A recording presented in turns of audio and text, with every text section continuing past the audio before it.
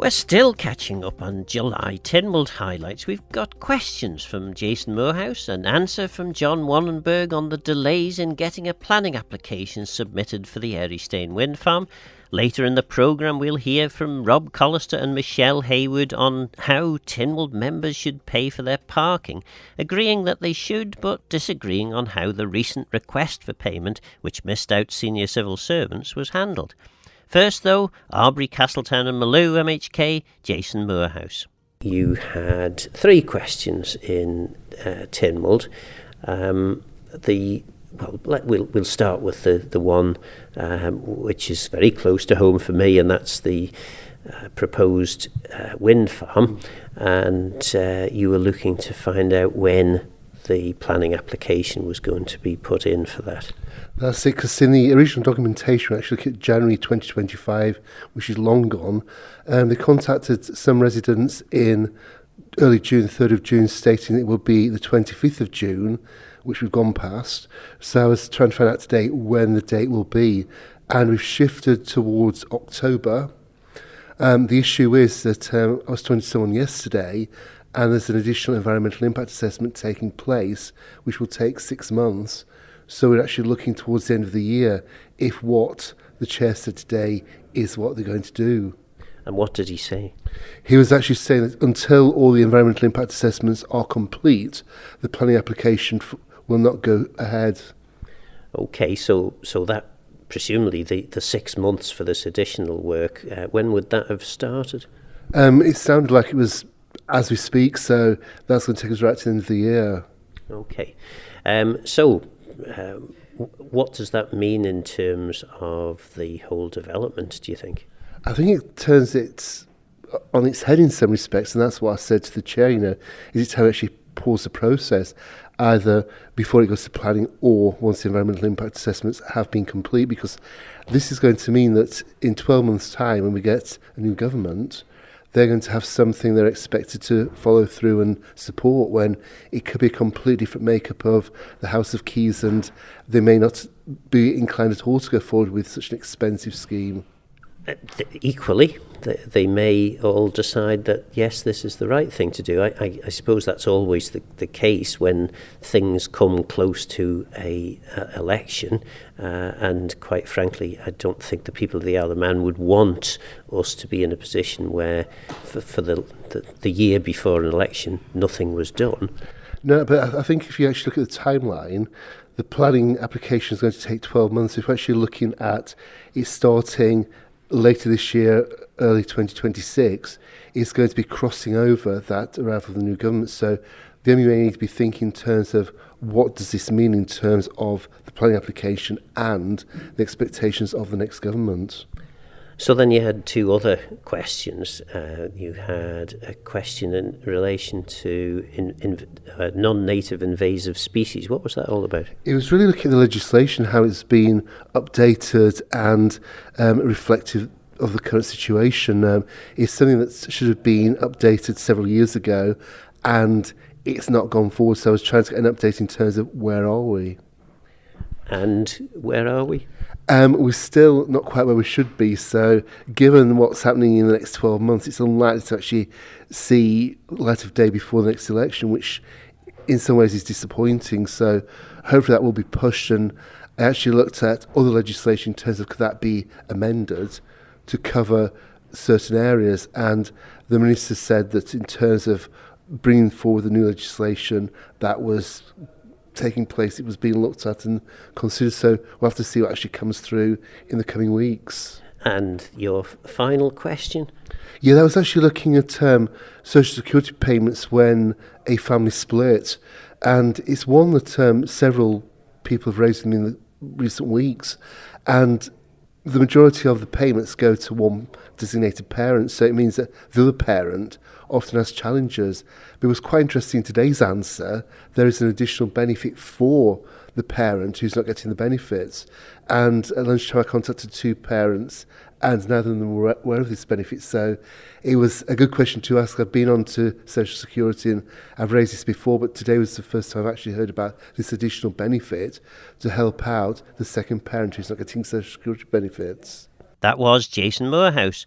Next, Chair of the MUA, John Wannenburgh. You answered a question in Tynwald in relation to the Earystane wind farm, or the Cervai wind farm.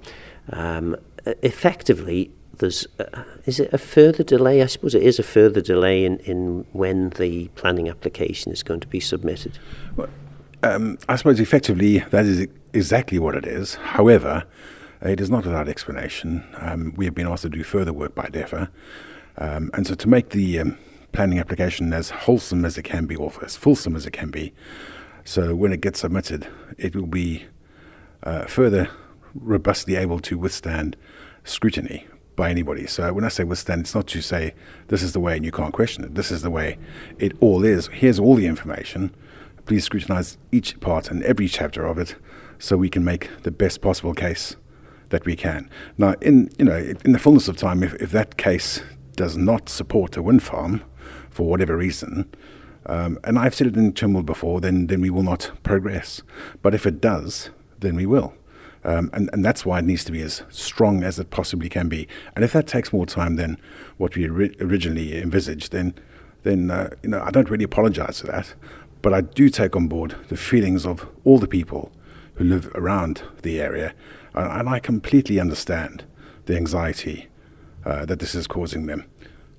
All I can say is, it will be the best possible planning application it can be, and at the end of that, you'll have something which you can scrutinize, and hopefully we'll all be better off because of that.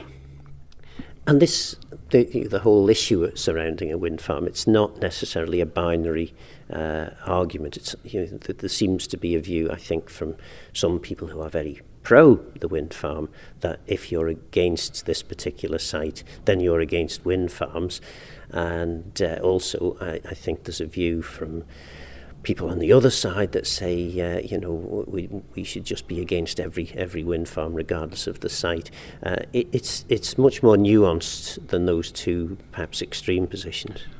Of course, there's not two tribes involved here. There are people who want it, who don't want it there, and there are people who don't want it anywhere. And it falls to us as the current people who have got to make these long-term decisions, where is best to place core national infrastructure. And people, qualifications way beyond what I've got, have determined that this is the best possible site. And they will support that, I would imagine, in the EIA. But I absolutely understand how controversial it is. And, if we are going to progress society, we have to take the bull by the horn sometimes. People who put down the Selby Reservoir years and years ago, before it was there, they envisage things for the future. And this is definitely one for the future as well. And if it's going to bring to the Isle of Man, it's going to stabilize electricity prices, and it's going to reduce our carbon footprint. And these are all good things, wherever it's going to be. And again, I'm going to go back to the EIA. Let's see what it says, and let's go from there. I suppose, you referenced there the reservoir.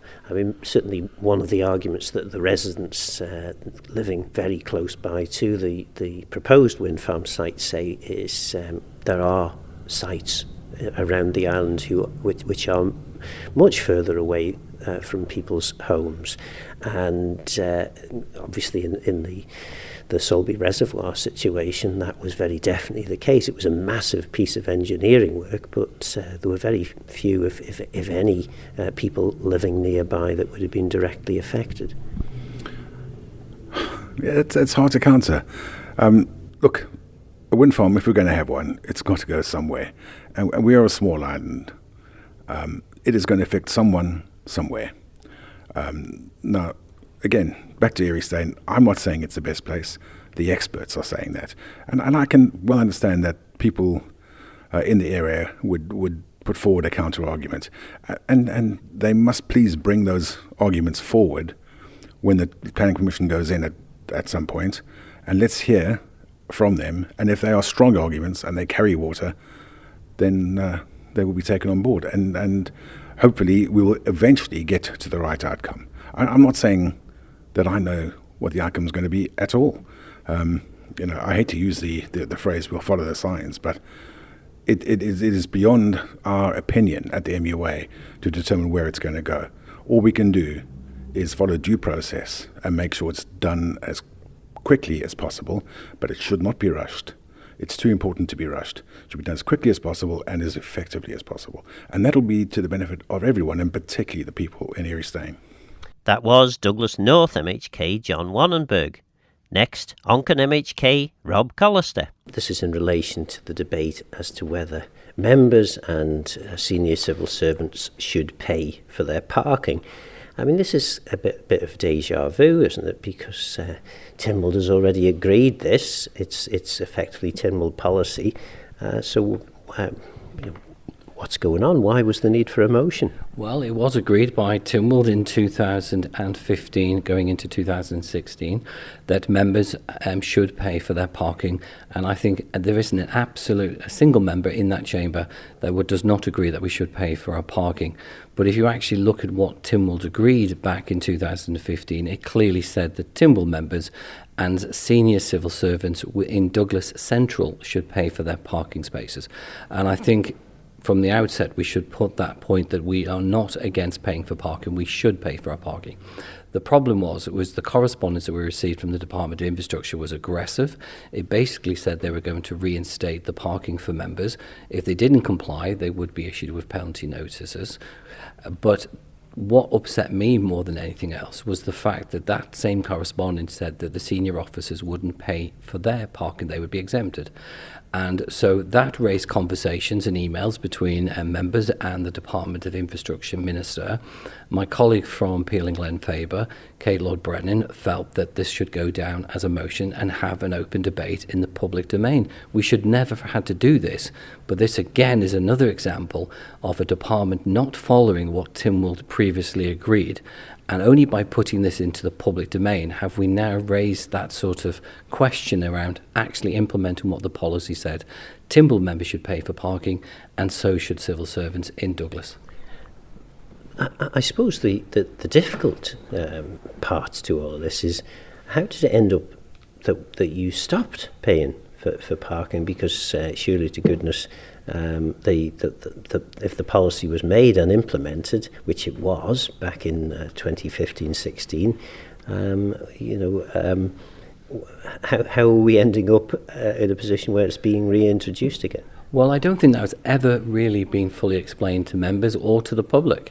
And I think it genuinely goes down to the fact that COVID hit and all of us were sent home and we were working from home. So you can't charge people for parking if they're not using the facilities. That should have been, as soon as COVID, the ban on COVID was lifted, implementation of parking charges should have been implemented.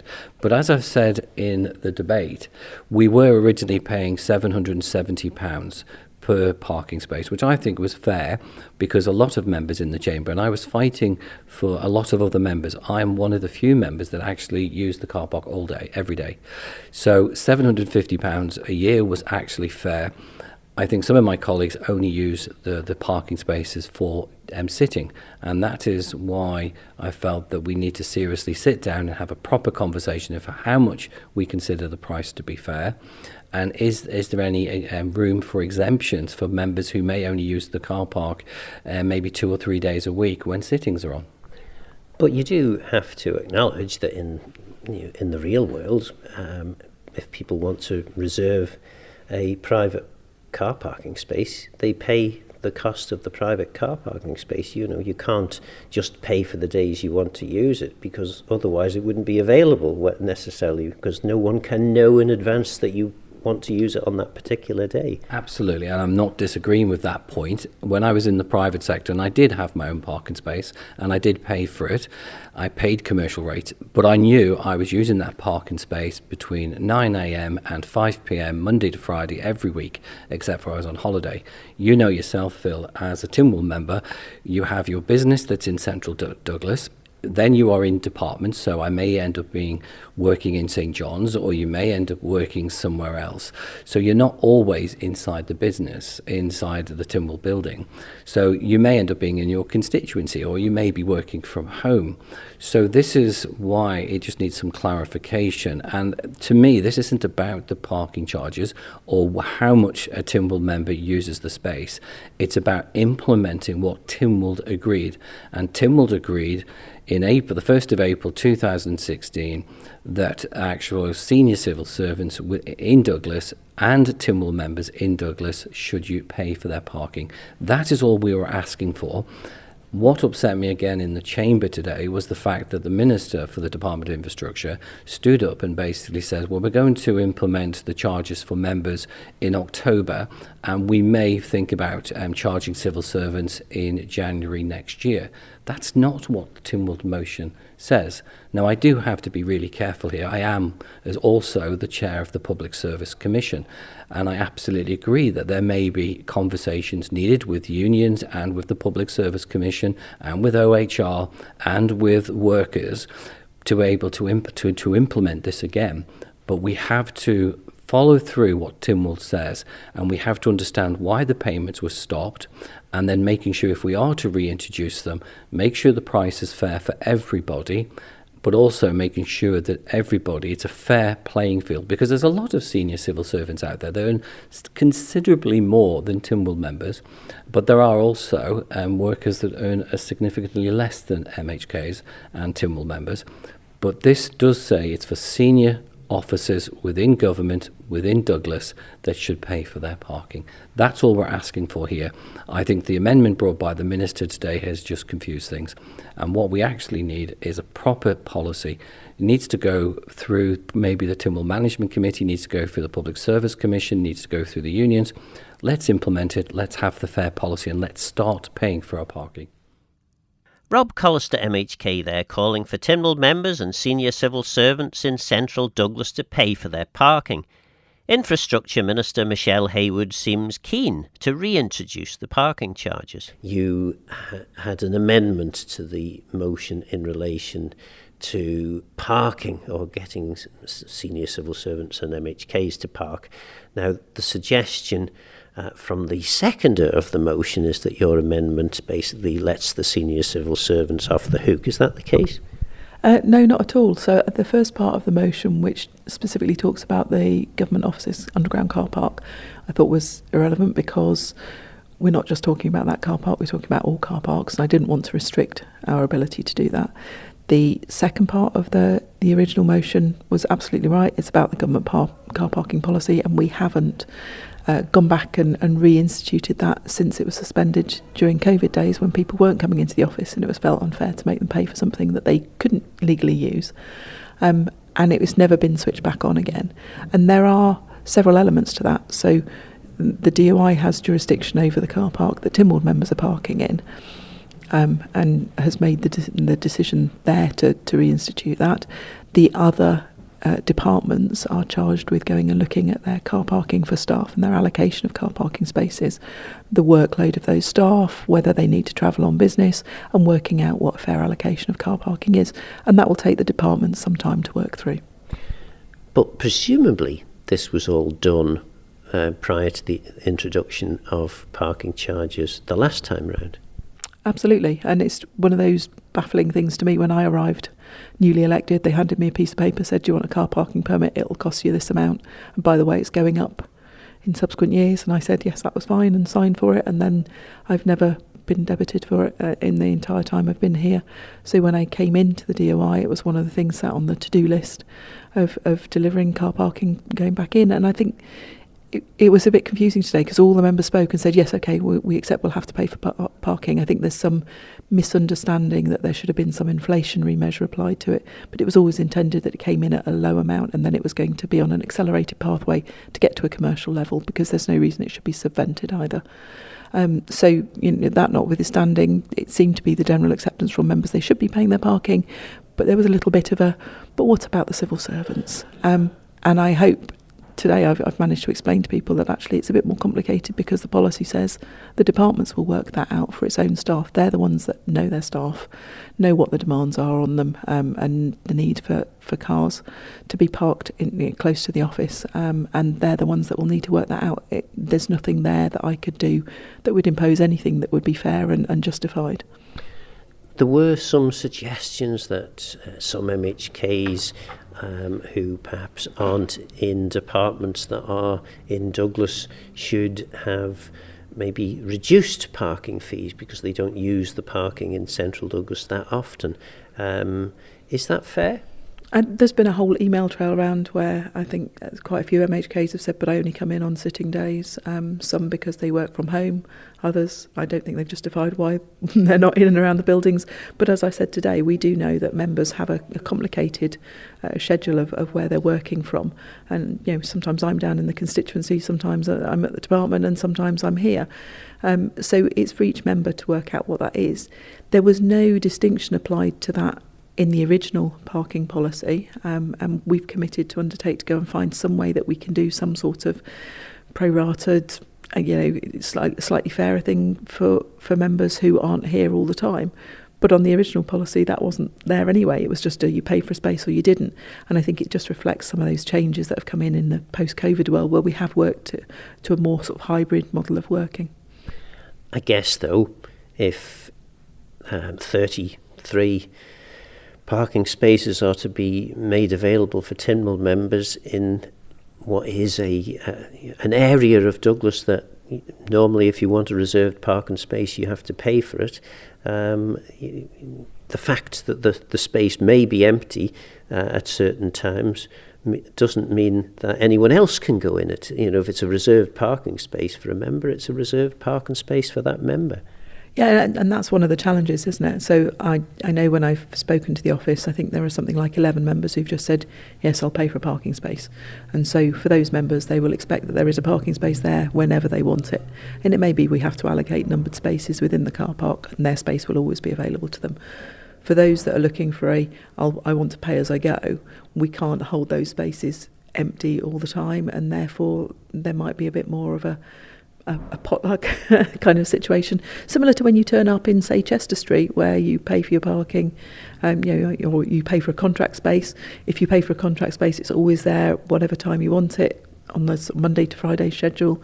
But actually, if it's the pay as you go, then you turn up and you locate your space and you pay it, pop in there and pay for it. So we'll look at something like that. What I don't want to do is put loads of expensive infrastructure into what is a relatively small car park. It's primarily used by members of Tynwald, the judiciary and court staff, and by central government offices staff. I'm not going to invest long thousands of money trying to solve this problem. We need to find something that's relatively cheap, easy to administer, but gives that sense of fairness that members are obviously upset by the suggestion that they should just pay for a parking space.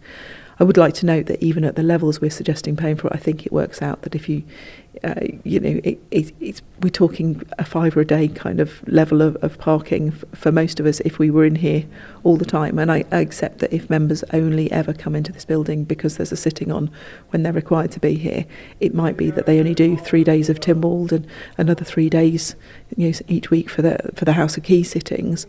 And actually, they're only here 6 days a month, but 6 days a month parking down at Chester Street car park is about £40. It'd be significantly cheaper for them just to park down there.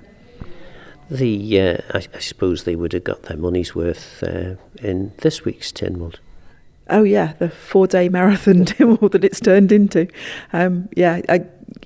It's funny, isn't it? Because we often get a lot of challenges, and we'll get lots of comments about, you're all off for the long summer recess. And obviously, as you'll know, for those of us who are ministers in departments, there isn't a long break to be taken. There is still lots of work to be done. I know my departmental members are mostly around for, they're taking a week or 10 days off here or there. But actually, there's no big long summer.